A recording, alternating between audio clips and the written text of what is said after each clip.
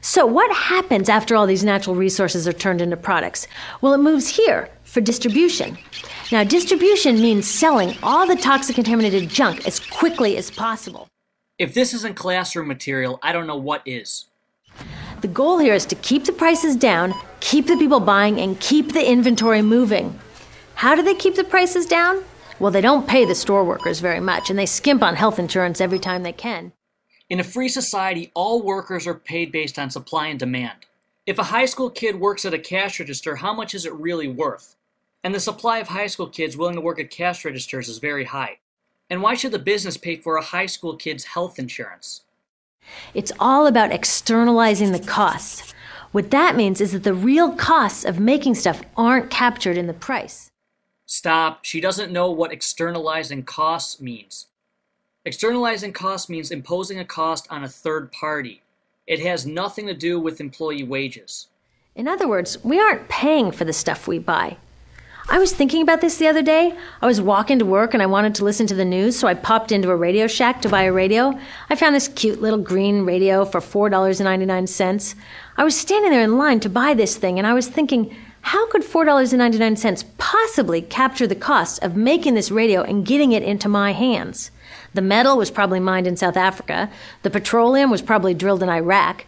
The plastics were probably produced in China. And maybe the whole thing was assembled by some 15-year-old in a maquiladora in Mexico. How can she take something so beautiful and make it sound so terrible for young children? She just demonstrated that people around the world with different religions, races, ethnicities, and creeds are cooperating with one another all around the world. $4.99 wouldn't even pay the rent for the shelf space it occupied until I came along, let alone part of the staff guy's salary who helped me pick it out, or the multiple ocean cruises and truck rides pieces of this radio went on. Yes, it most certainly does. Does this woman honestly not understand profit margins? You can produce more goods and then you can still cover the costs. But fine, let's reverse this whole chain to make her happy and see what happens. Let's take the radios out of the store and fire the truckers, and then fire the people working at the boats and the ports.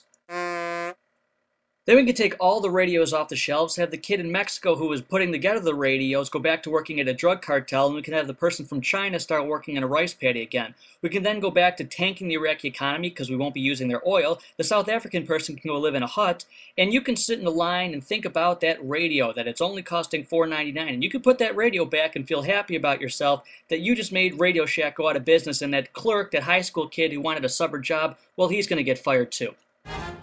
That's how I realized I didn't pay for the radio. So who did pay? Well, these people paid with the loss of their natural resource space. Translation, we're making it so people can survive there. These people paid with the loss of their clean air, with increasing asthma and cancer rates. Nonsense. The life expectancy for everybody has been increasing, and their standard of living has been increasing too. Kids in the Congo paid with their future. 30% of the kids in the Congo now have dropped out of school to mine coltan, a metal we need for our cheap and disposable electronics. She did not just bring up the Congo. Those kids are leaving armies and the battlefield to go work. These people even paid by having to cover their own health insurance. Wait a minute, she just made diametrically opposed arguments. Either she wants individuals to pay for their own stuff, or she wants third parties to pay. All along this system, people pitched in so I could get this radio for $4.99, and none of these contributions are recorded in any accounts book. But what about the newspaper boy or girl? Many of you are wondering what newspaper boy or girl.